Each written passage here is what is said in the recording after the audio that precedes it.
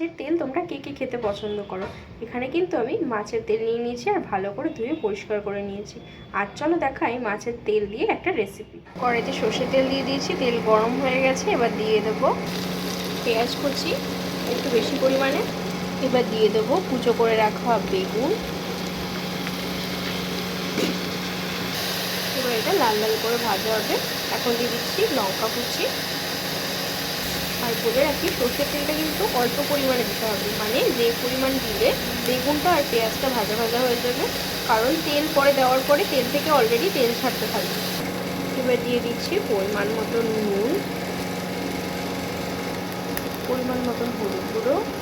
এবার দিয়ে দিচ্ছি কুচো করে রাখা টমেটো। এবার দিয়ে দেবো তেলটা। এবার জিরে গুঁড়ো। এবার যাচ্ছে ধনে গুঁড়ো। এবার যাচ্ছে গোলমরিচ গুঁড়ো। এই যে নাড়িয়ে নিয়ে কাঁচা গন্ধটা যখন চলে যাবে আর সম্পূর্ণ ভাজা ভাজা হয়ে আসবে, বাস দেখো এই যে তেল যেটা বেরিয়েছে এটা কিন্তু মাছের তেল, এটা কিন্তু আমার এক্সট্রা তেল নয়। এই যেটা পুরো রেডি হয়ে গেছে। এখন এটা কিন্তু গরম গরম ভাতের সাথে দুর্দান্ত লাগে খেতে।